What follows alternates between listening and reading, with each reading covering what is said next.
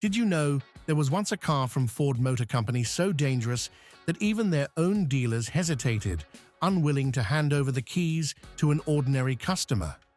A machine born in secrecy, created not to be sold, but to defeat its rivals, forcing General Motors into silence and driving Chrysler's engineers to work through sleepless nights. That car was called the 1964 Ford Fairlane Thunderbolt. Not a modified sedan, but a true factory hot rod, disguised beneath the unassuming shell of a grocery getter.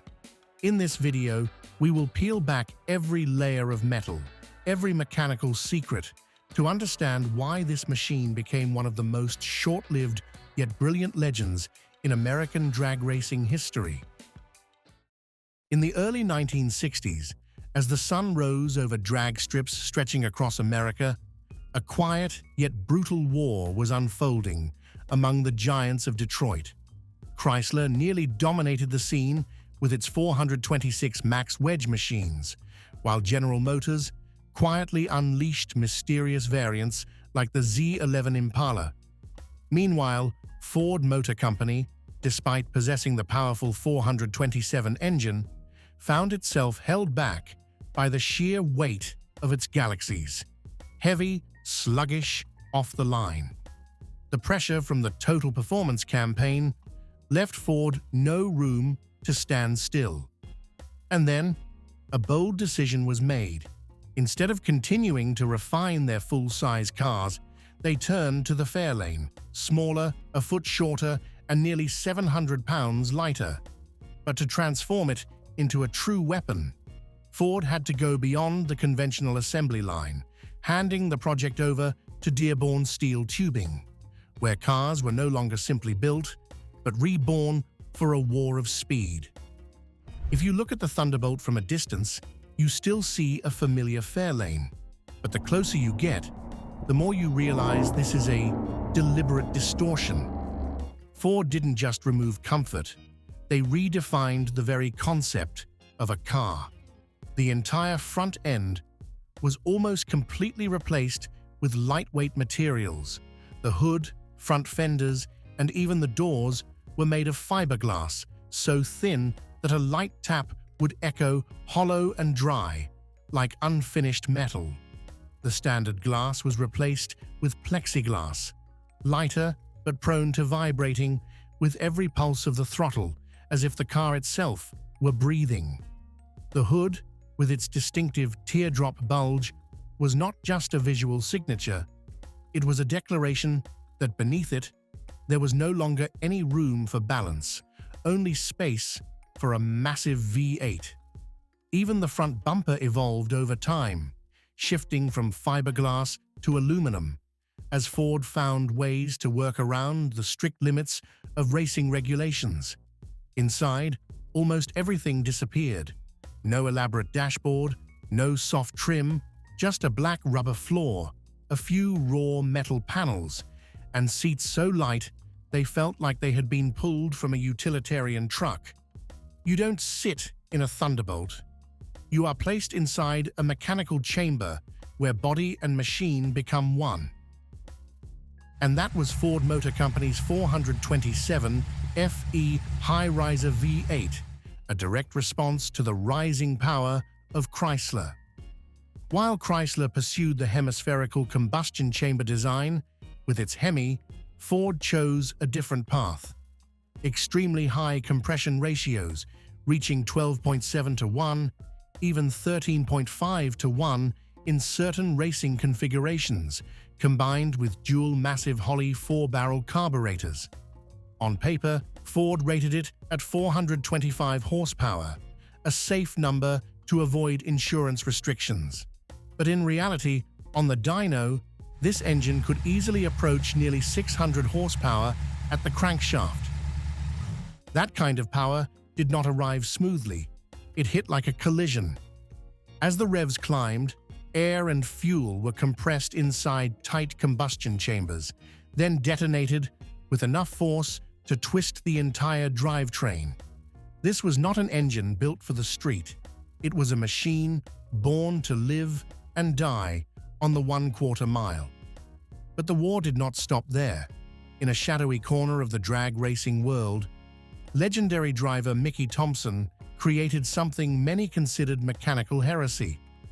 He looked at Ford's raw power and the efficiency of the Hemi combustion chamber and asked, why not combine both? The result was a hybrid engine unlike anything before. Aluminum cylinder heads of his own design, built with a hemispherical layout, mounted onto a Ford 427 block. And it didn't stop there. His team even fitted pistons from a Chrysler 392 Hemi paired with custom connecting rods. This machine was so powerful it was nearly uncontrollable.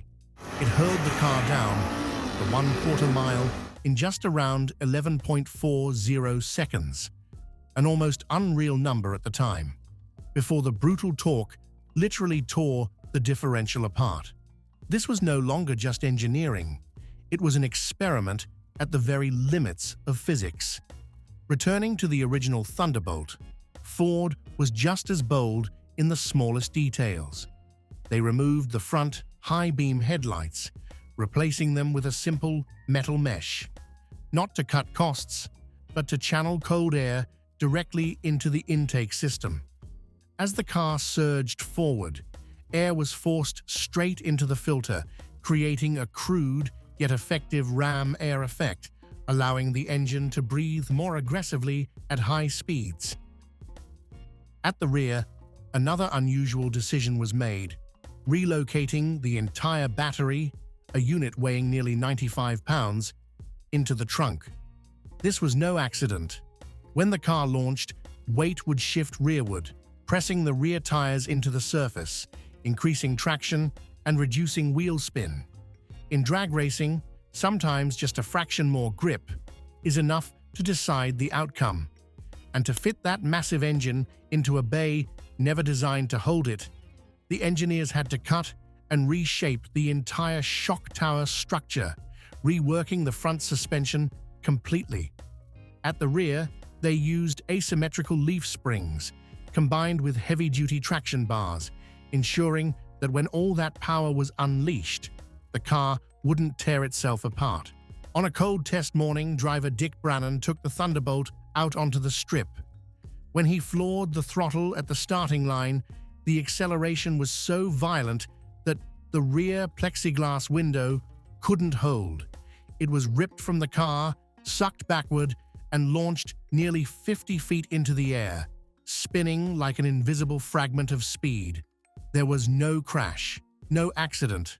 The car was simply too fast. Inside the cabin, another detail told a very different story. Open the glove box, and you would find a small metal plate fixed in place, not for decoration, but as a warning from Ford Motor Company itself. It clearly stated that this car was built for racing, stripped of standard fit and finish, and should not be judged as a conventional passenger vehicle. In other words, Ford was admitting this was not a finished product. It was a weapon. And perhaps the strangest story of all lies in how the first Thunderbolts were sold. 11 cars, all painted in vintage burgundy, were delivered directly to Ford's drag team drivers, with an invoice of just $1. A symbolic number because behind it was a loss of $1,500 to $2,000 per car that Ford willingly absorbed. They weren't selling cars to make money. They were putting them into the world to win. At the NHRA Winter Nationals 1964, where the most powerful machines in America gathered, the seemingly simple Fairlane rolled up to the starting line and shattered every expectation. Under the control of Gas Ronda, the Thunderbolt launched with near-perfect precision, completing the 1/4 mile in just 11.78 seconds at over 123 miles per hour. The crowd didn't just witness a victory, they witnessed a shift in the balance of power. Machines from Chrysler and General Motors, once dominant, were suddenly forced into pursuit. What made it even more unsettling was that the Thunderbolt wasn't a prototype. Right out of the factory, these cars could run the 1/4 mile in around 11.6 seconds, reaching nearly 125 miles per hour. Numbers that forced the entire racing world to rethink its definition of speed. Throughout the 1964 season, the Thunderbolt had virtually no real competition. It kept winning, stacking points, and ultimately secured the Manufacturers' Cup for Ford Motor Company. A victory that was not just about results, but a declaration that they had discovered the formula to dominate the drag strip. But like many legends born from wars of speed, the Thunderbolt's fate was brutally short-lived. Just 1 year after it dominated the drag strips, the National Hot Rod Association changed the rules.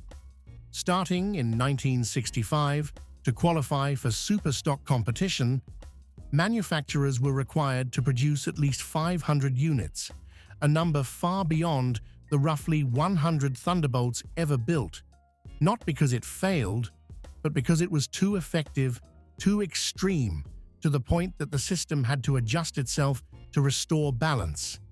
At the same time, a new wave was rising on American streets.